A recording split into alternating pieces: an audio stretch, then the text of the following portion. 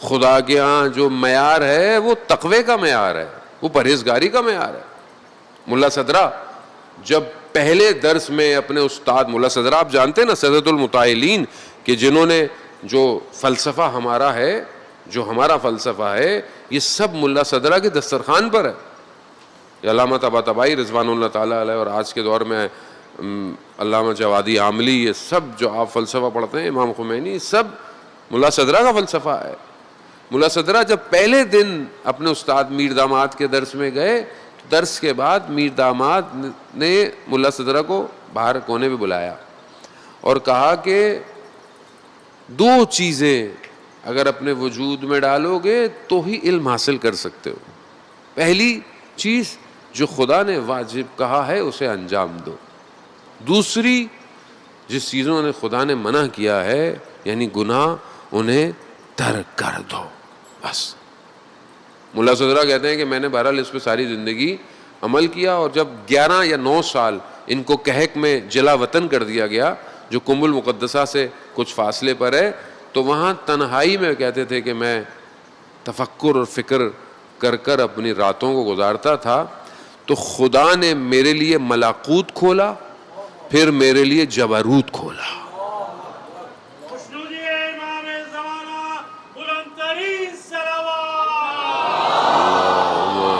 صلی علی محمد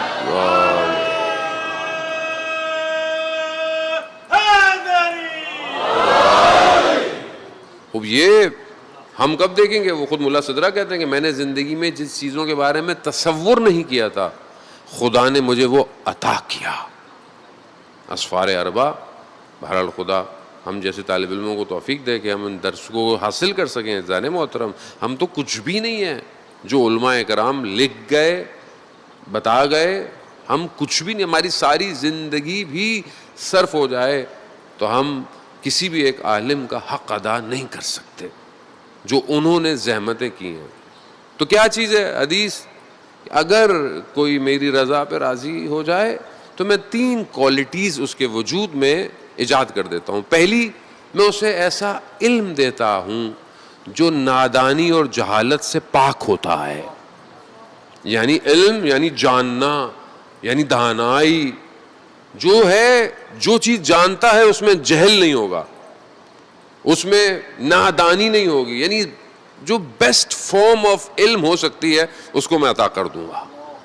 اب وہ جو بھی حاصل کرنا چاہے، آج اگر جوان چاہتا ہے کہ کوئی بھی سبجیکٹ پڑھ رہا ہے، جانے محترم یہ ہر علم الہی ہیں سارے، کسی نے علم ایجاد تھوڑی کی ہیں۔ فزکس کا علم کیا ہے؟ اسپیس کا ہے۔ کیمسٹری کا علم مالیکیولز کا ہے، بانڈنگ کا ہے، اسپیس، یہ سب تو خدا کا ہے، ہم اسی میں سے چیزوں کو کشف کر رہے ہیں، کوئی چیز ہم نے تھوڑی ایجاد کی ہے۔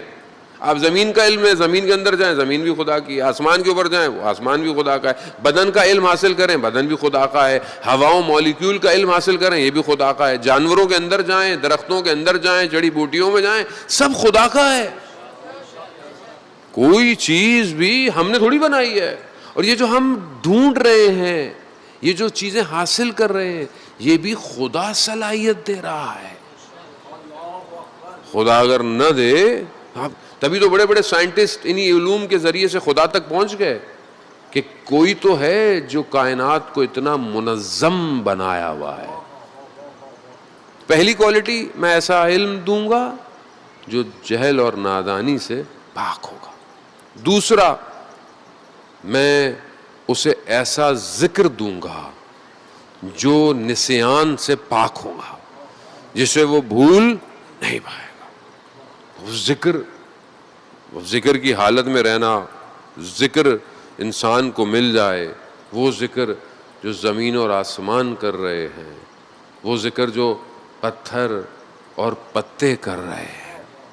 جب انسان حالت ذکر میں آ جائے تو پھر کوئی چیز اسے غافل نہیں کر سکتی۔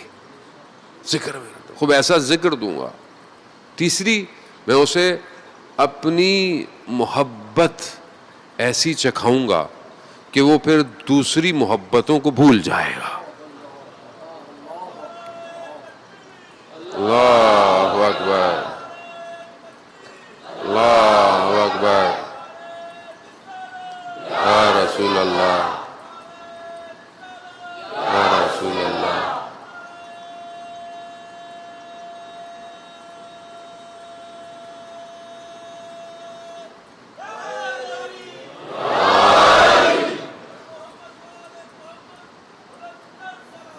اللہم صلی محمد وزان محترم. جسے خدا کی محبت مل جائے اسے پھر دنیا کی محبتیں کیا دیں گی؟ یہ محبتیں تو ویسے بھی ساری ٹیمپریری ہیں، یہ رشتے سارے ختم ہو جاتے ہیں. انسان ویسے بھی جب دنیا سے جاتا ہے سب ختم ہو جاتا ہے. اصل محبت، اصل کرم، اصل پائیداری اسی رابطے میں ہے جو صرف یہاں نہیں بلکہ ہر عالم میں بچائے گی. اور بہرحال حدیث تو لانی ہے، وقت جو ہے وہ بہت تیزی سے اپنے آخری ثانیوں کی طرف بڑھ رہا ہے.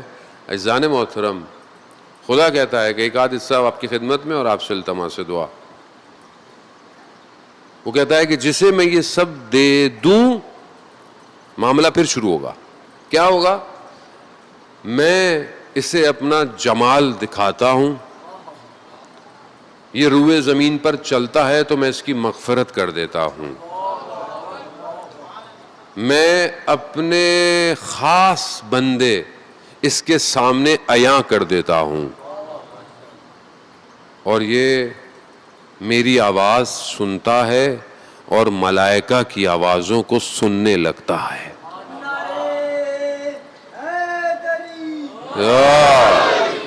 جب انسان اس حالت میں ہو، اس رضایت میں ہو، اس راضی پن میں آ جائے، اللہ اکبر، پھر کہیں پہ بھی کھڑا ہو، کسی حالت میں ہو، سب کچھ لٹ بھی جائے، اسیر ہو جائیں، چاہے دربار یزید ہو، تو وہاں خاتون کا کلام بھی حیدر قرار بن جاتا ہے.